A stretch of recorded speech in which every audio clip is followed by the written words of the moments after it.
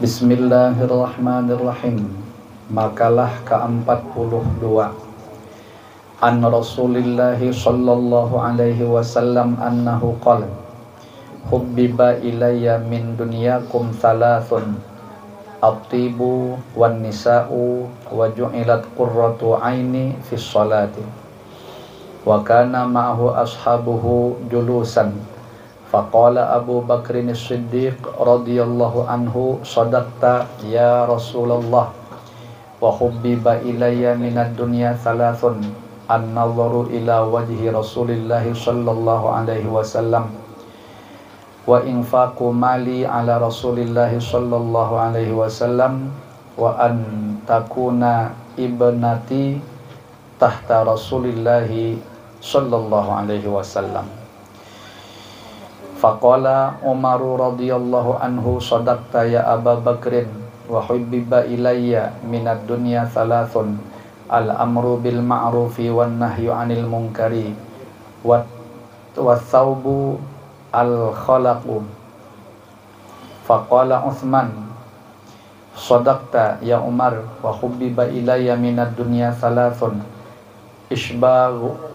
isba'ul ji'ani wa kiswatul uryani wa tilawatul qur'ani.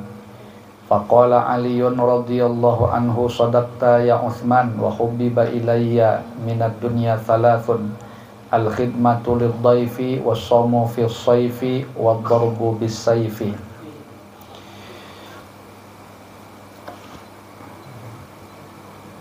Fabainama hum kadzalika idh jaa Jibrilu wa qala arsalanillahu arsalaniyallahu tabaraka wa ta'ala lamma sami'a maqalatakum wa amaraka ya Rasulullah an tas'alani amma uhibbu in kuntu min ahli dunya. Faqala ma tuhibbu in kunta min ahli dunya. Faqala irsyadud dallin wa mu'anasatul ghurabai wal qanitina wa muawanatu ahlil iyali al mu'sirina. Wa qala Jibrilu yuhibbu rabbul izzati jalla jalaluh min abidihi thalatha khisalin badlul istita'ati wal buka'u 'indan nadamati was sabru 'indal faqati. Junjungan kita Rasulullah sallallahu alaihi wasallam bersabda, ada 3 hal yang sangat aku senangi di dunia, yaitu pertama wangi-wangian atau parfum, atau Rasulullah paling senang dia. Yang kedua istri sholihah.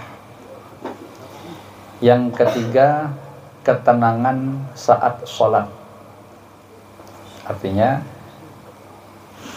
Allah Ta'ala menjadikan ketenangan bagi junjungan kita Rasulullah sallallahu alaihi wasallam di saat beliau melakukan sholat, sehingga di saat beliau sholat itu menjadikan beliau senang. Nah, ini untuk Rasulullah sallallahu alaihi wasallam, wangi-wangian, istri sholihah, ketenangan saat sholat. Ketika itu Nabi sallallahu alaihi wasallam sedang duduk bersama para sahabat radhiyallahu anhum. Maka sahabat Abu Bakar As-Siddiq radhiyallahu anhu berkata, "Benar wahai Rasulullah, aku pun menyukai terhadap 3 hal." Maksudnya daripada dunia itu ada 3 hal yang aku senangi, yaitu senang melihat wajah Rasul sallallahu alaihi wasallam. Nah, jadi di dunia ini sahabat Abu Bakar senang melihat wajah Rasulullah, satu. Yang kedua, menafkahkan hartaku kepada Rasul sallallahu alaihi wasallam. Nah, makanya habis-habisan sahabat Abu Bakar As-Siddiq di dalam menolong agamanya Rasulullah. Ya. Yang ketiga, aku senang putriku ada di bawah naungan Rasulullah sallallahu alaihi wasallam. Maksudnya menjadi istrinya Rasulullah sallallahu alaihi wasallam. Siapa? Yaitu Sayyidah Aisyah radhiyallahu taala anha. Nah, itu kesenangan sahabat Abu Bakar As-Siddiq. Sayyidina Umar radhiyallahu anhu menyahut, jadi mendengar perkataan sahabat Abu Bakar As-Siddiq tadi, langsung Sayyidina Umar menanggapi, benar wahai Abu Bakar, aku pun senang terhadap 3 hal, ya maksudnya daripada dunia ini. Pertama, mengajak kepada kebaikan. Yang kedua, melarang kemungkaran. Yang ketiga, berpakaian jelek. Nah, maksudnya berpakaian apa adanya, ya.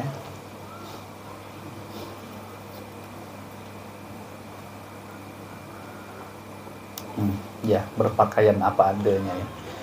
Dibahasakan pakaian yang jelek. Jadi kayaknya tidak tapi suka Sayyidina Umar itu memakai pakaian yang mewah, itu tidak tapi hobi. Ya padahal bisa saja karena beliau Amirul Mukminin, ya. Jadi beliau tuh senang dengan menggunakan pakaian yang sederhana. Ini berpakaian jelek itu ya tentu tidak sampai compang-camping macam orang gila gitu, tentu tidak. Sederhana lah nyamannya. Pakaian keseharian. Kemudian Sayyidina Utsman radhiyallahu anhu menimpali, benar wahai Umar, dan aku pun menyukai 3 hal, ya dari dunia, yaitu pertama menyenangkan orang yang sedang lapar. Ini kalau Sayyidina Utsman kan memang konglomerat. Itu dalam satu riwayat saya temukan aset beliau itu yang beliau sedekahkan di saat beliau masih hidup itu triliunan, ya. T, bukan kelas-kelas miliar lagi, T. Nah, itu bisa bayangkan sugihnya beliau tuh, ya. Entah berapa triliun gitu sedekahnya. Dalam berbentuk, ya ada yang bentuk kebun, ada yang barang-barang dan lain sebagainya. Nah, kemudian yang kedua, memberi pakaian terhadap orang yang compang-camping, artinya tidak berpakaian. Orang yang tidak berpakaian, hobi beliau sedekah. Dan yang ketiga, membaca Al-Quran. Ya, memang itu hobinya Sayyidina Utsman bin Affan, membaca Al-Quran. Kemudian Sayyidina Ali bin Abi Thalib radhiyallahu anhu wa karamallahu wajhah juga berkata, benar Utsman, aku pun menyukai 3 hal dari dunia, yaitu melayani tamu. Nah, ini beliau hobi dan senang kalau ada tamu datang ke rumahnya, walaupun seada-adanya aja disajikan, istilahnya begitu. Yang kedua, puasa di musim panas. Yang ketiga, memukul musuh dengan pedang atau berperang, atau hobi, ya. Membela agama Islam tentu maksudnya.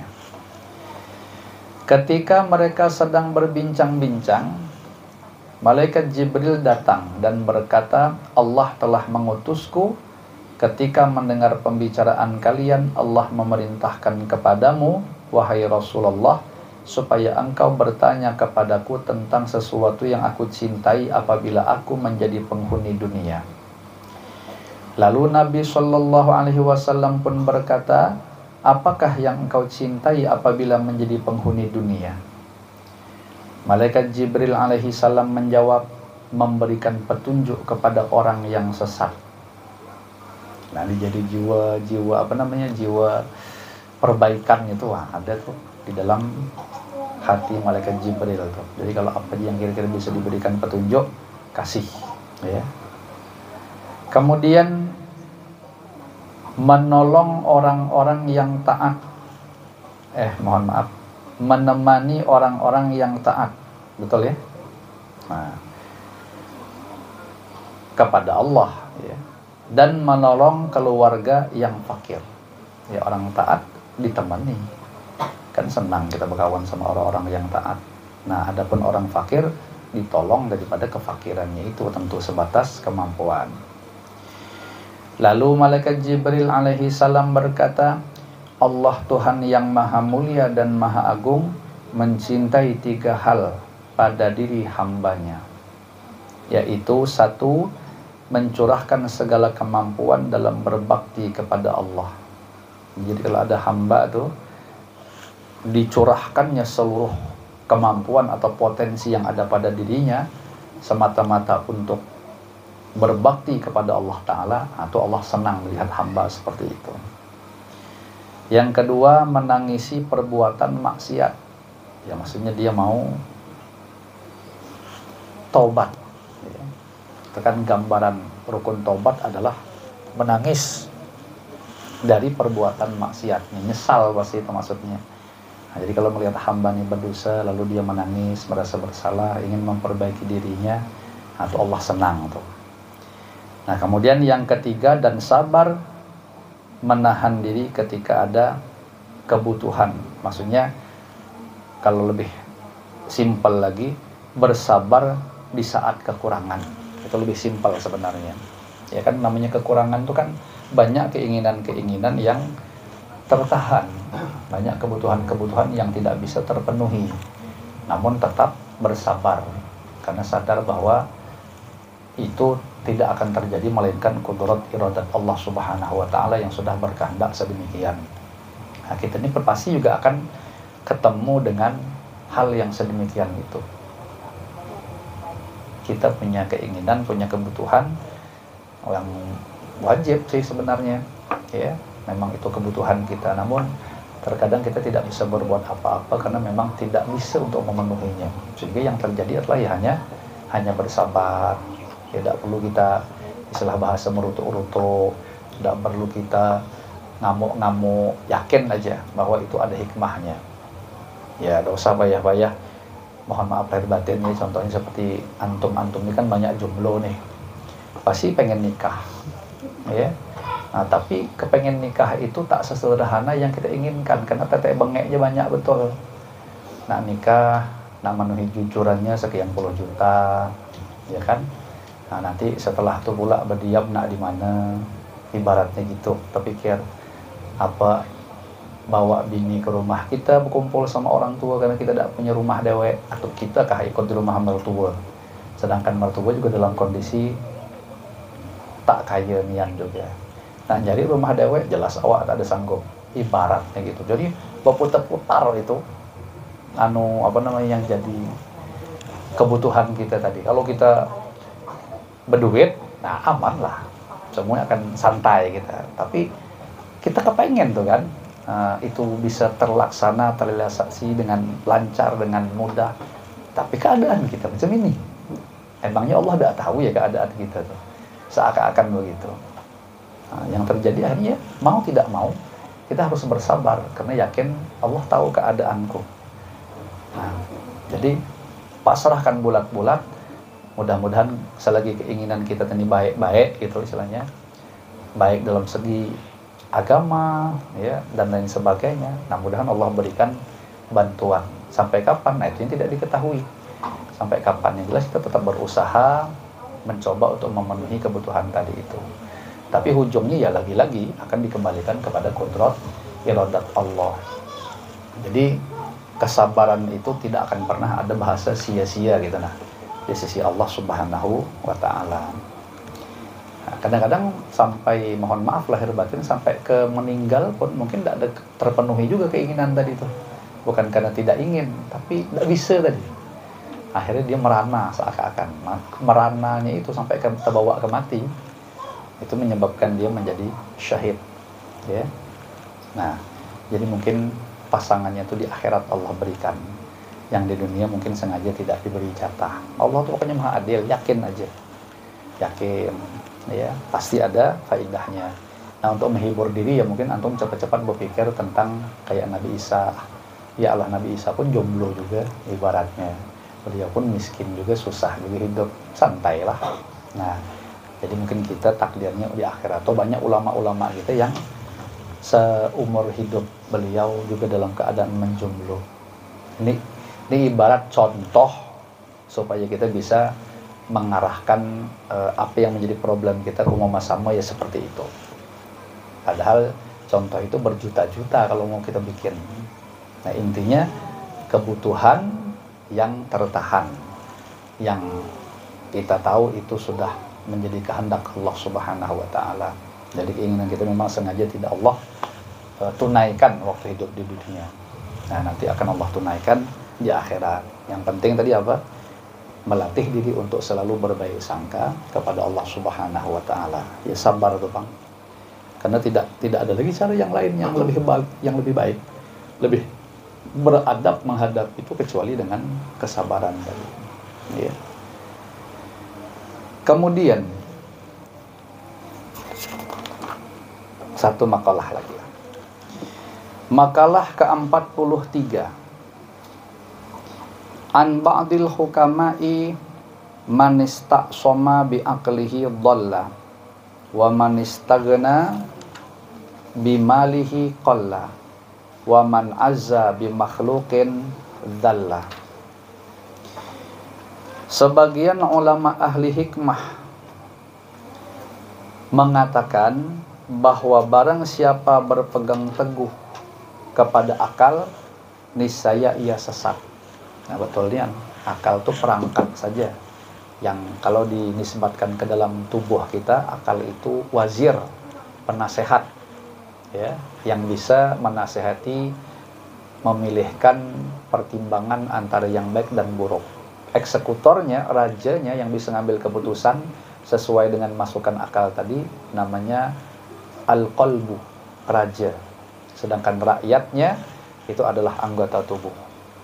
Nah, kok ada orang semata-mata berpegang kepada akal, pasti dia sesat. Karena akan ada hal-hal yang tidak bisa dijangkau oleh akal. Dan kalau sesuatu itu dikatakan harus bersesuaian dengan akal, kita pasti sesat dibuatnya. Nah, biasa payah-payah Isra Mi'raj aja. Itu adalah satu perkara yang tidak bisa dijangkau pakai akal. Lalu apakah sesuatu yang tidak mungkin dijangkau pakai akal berarti itu tidak mungkin terjadi alias mustahil? Berarti kafir kita.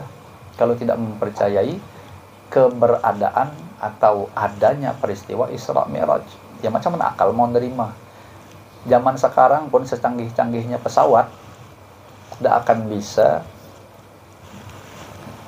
digunakan pesawat itu untuk melakukan perjalanan Isra Mi'raj yang dialami oleh junjungan kita Rasulullah Shallallahu Alaihi Wasallam. Itu zaman sekarang diandaikan. Apa misalnya pesawat siluman? Apa yang paling cepat nih? Ya, apa ya namanya itu? Kan setiap negara tuh punya dewa-dewa tuh. Sukhoi misalnya, Sukhoi berapa? Sukhoi 35. F-15 jauh, wah ketinggalan dia. Ya. F aja sekarang tahun berapa dah nih? F-16 lebih tinggi lagi tingkatannya. Nah, andaikan itu, coba aja dari Masjidil Haram ke Masjidil Aqsa. Ini kisahnya ulama mengatakan perjalanan Isra Mi'raj itu dari Rasulullah start di Mekah tuh, Masjidil Haram ke Masjidil Aqsa, naik ke langit mustawa dengan beberapa kali turun, ya kan, naik buraq kan, sehingga ke tempat ini sampai di Masjidil Aqsa pun beliau juga mengimami sholat di hadapan 124.000 para nabi. Lalu balik lagi, itu ulama mengatakan cuma 20 detik butuh waktu itu. Nah, seberapa kekuatan pesawat super canggih yang bisa melakukan itu? Tidak akan bisa diterima akal. Dari mana tahu cuma 20 detik?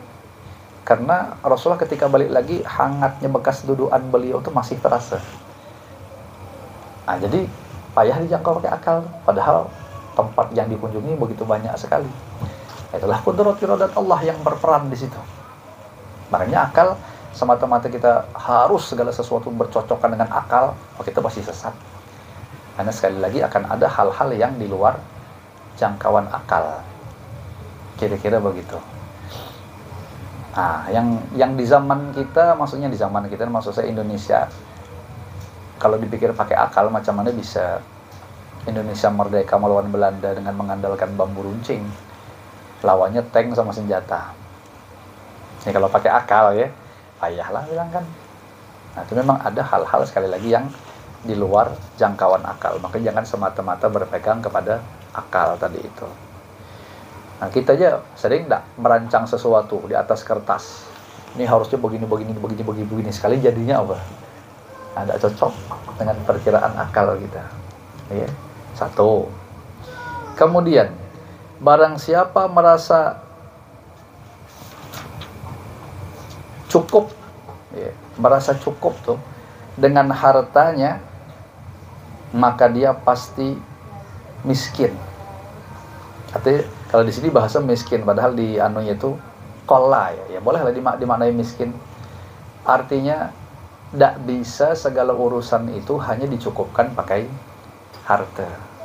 Karena akan ada pula hal-hal yang tidak membutuhkan kepada harta semata-mata. Enak lah, kan sering kita dengarkan kata-kata orang tuh, kayak aman lah kalau sudah berduit banyak tuh aman semua urusan. Udah juga. Karena akan ada hal-hal tertentu yang tidak bisa dibayar pakai duit. Ya. Bisa tidak nyari contoh? Hanya ya contohnya misalnya kita, mohon maaf lahir batin, antum jomblo tadi ini, mencintai gadis. Walaupun seakan-akan tuh antum sugih, mau dengan kekayaan itu untuk menarik dia, belum tentu dia ada rasa.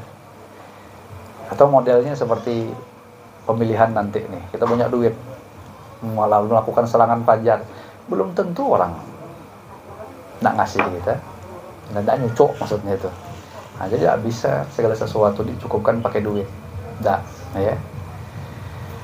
Dan kemudian barang siapa yang merasa mulia karena kekuatannya, ini maka hinalah dia. Ini kok tidak cocok sama lafadznya, terjemahnya nih. Kalau saya lebih mengartikan barang siapa yang merasa mulia dengan makhluk. Ya makhluk itu boleh jadi keturunan, boleh jadi jabatan, boleh jadi harta benda, merasa mulia dengan yang namanya makhluk, dia pasti akan hina. Ya, kenapa? Karena yang dia mulia-muliakan tadi namanya makhluk itu pasti akan binasa, akan hancur, akan hilang, akan musnah. Maka ujung-ujungnya dia akan balik lagi kepada kehinaan. Ya dosa payah-payah. Kita katakan makhluk ini pejabat. Wah, waktu bosnya jadi pejabat, anak buahnya biasa akan merasa mulia. Sekali bosnya turun, apa yang terjadi? Nah, habis riwayatnya.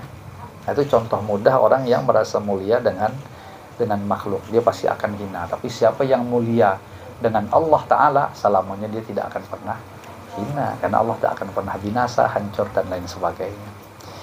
Nah, kemudian makalah ke-44, wallahu a'lam bishshawab. Kita cukupkan. Kita